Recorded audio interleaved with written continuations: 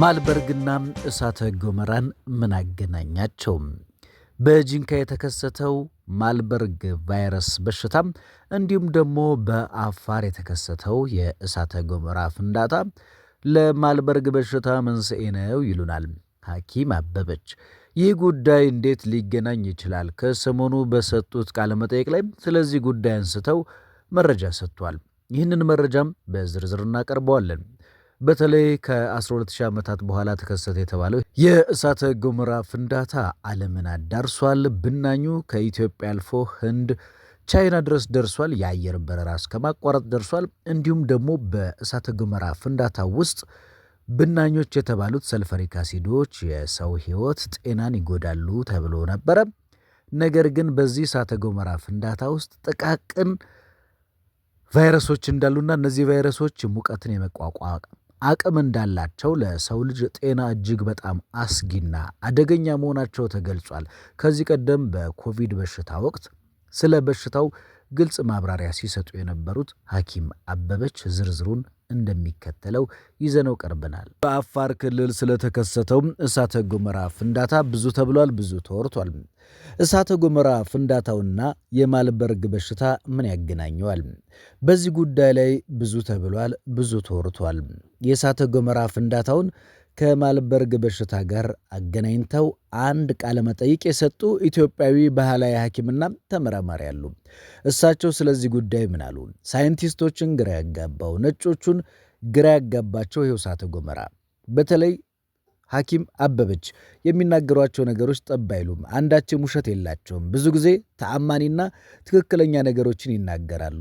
ናሳ ያልደረሰበትን እውቀት እንኳን አስቀድመው የሚናገሩ ናቸው። የጥንት አባት ሊቃውንቶች ተናገሩ ብለው የሚናገሯቸው ንግግሮች ጠብ አይሉም። ከዚህ ቀደም የኮቪድ በሽታ መድኃኒትን አግኝቻለሁ ብለው በመንግስት ሚዲያዎች ሳይቀር ተነግሮላቸዋል። ጥልቅ የሆነ እውቀት አላቸው። ባህላዊ ሕክምና ላይ በስፋት እየሰሩ ነው። በስፋትም በሽታውን ለመከላከል ጥረት እያደረጉ ነው። እኚህ ሴት በርካታ ስራዎችን ሰርተዋል። ታዲያ ከሰሞኑ አነጋጋሪ ሆነ ስለ ኃይሌ ጉቤ እሳተ ገሞራ ፍንዳታና ከሰሞኑ የተከሰተው ማልበርግ በሽታ ስለዚህ ጉዳይ አንስተዋል። ይህን ጉዳይ አንስተውም መግለጫም ወይም ደግሞ ማብራሪያ ሰጥተዋል። በዚህ ቃለ መጠይቃቸው ላይ ይህ በሽታ በኢትዮጵያም የተከሰተበትና የሚተላለፍበት ሁኔታ ገልጸዋል። ገሞራ ንዳድ ውስጥ በሕይወት ሊኖር ይችላል ብለዋል።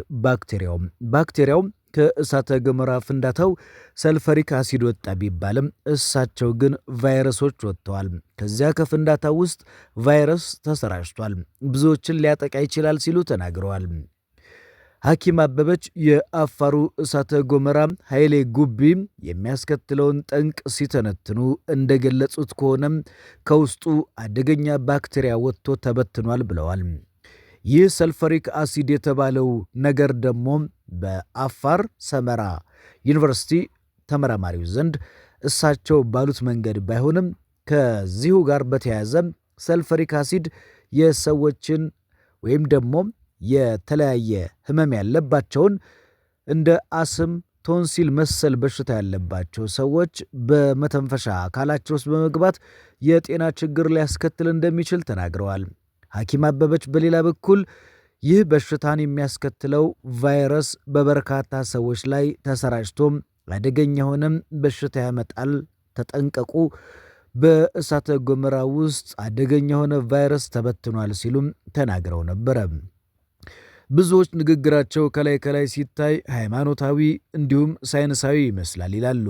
በተለይ በዚያ እቶን ንዳድ ውስጥ 1000 ዲግሪ ሴንቲግሬድ በሚሆን እሳት ውስጥ ይህ ባክቴሪያም ሊሰራጭ ይችላል፣ ሙቀትን ይቋቋማል ብለዋል። እሳተ ገሞራው ሲፈነዳም አብሮ ተበትኖ በአየር ላይ በየብስ ላይ ተኗል ብለዋል። እንዲያውም በባህር ሐይቆች ላይ ያሉ አሳዎችን መግደል ጀምሯል ሲሉ ነው የገለጹ። አነጋጋሪዋ ሐኪም አበበች በብዙዎች ዘንድ መነጋገሪያ ናቸው።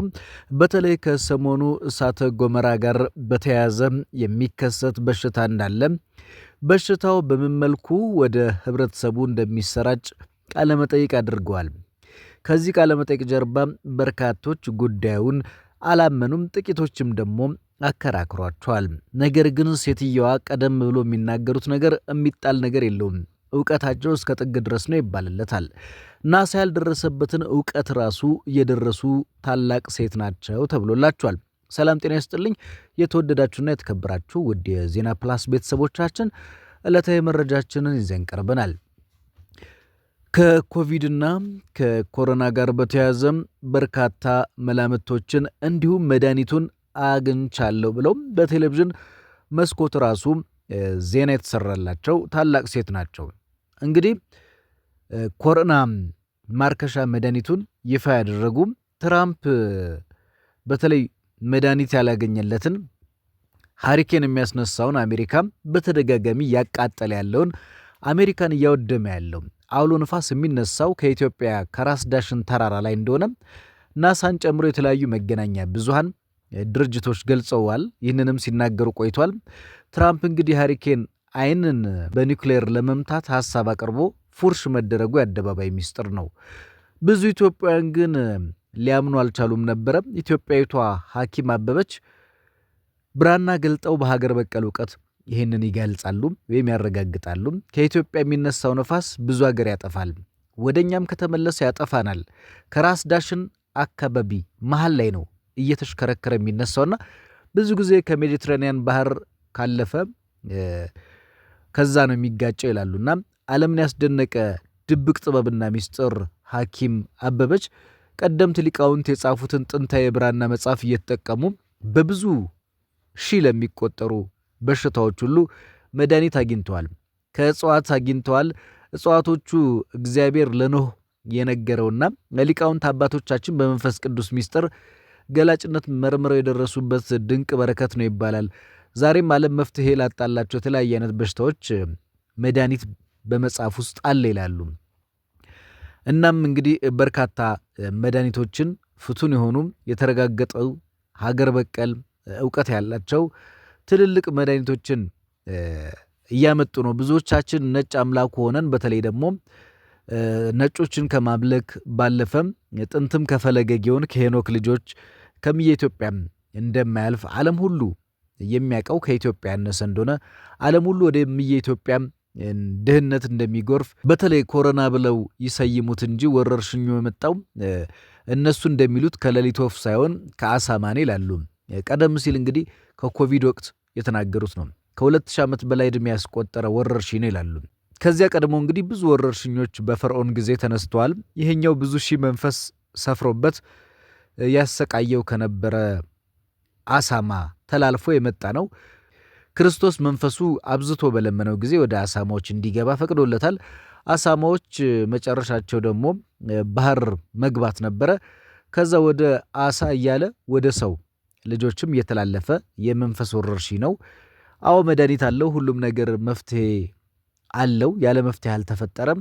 እሳትና ውሃ ለጨለማና ብርሃን ለክፉና ለመልካም እንደተፈጠረለት ሁሉ መድኃኒት ይገኝለታል፣ ይረክሳል ብለው በወቅቱ ንግግር አድርገው ነበረ። እንግዲህ ሐኪም አበበች ኢትዮጵያዊቱ ሐኪም አበበች ሽፈራው ከዚህ በፊት አሜሪካ በተደጋጋሚ እየተጠቃችበት የተቸገረችው ሃሪኬን የተባለው አውሎ ንፋስ የሚነሳው ከኢትዮጵያ ከራስ ዳሽን ተራራ ላይ እንደሆነ ናሳን ጨምሮ የተለያዩ የአሜሪካ መገናኛ ብዙሃን ድርጅቶች ሲገልጹ ቆይተዋል። ብዙ ኢትዮጵያውያን ግን ሊያምኑ አልቻሉም ነበረ። ኢትዮጵያዊቷ ሐኪም አበበች ሽፈራው ብራና ገልጠው በአገር በቀል እውቀት ይህን አረጋግጠዋል።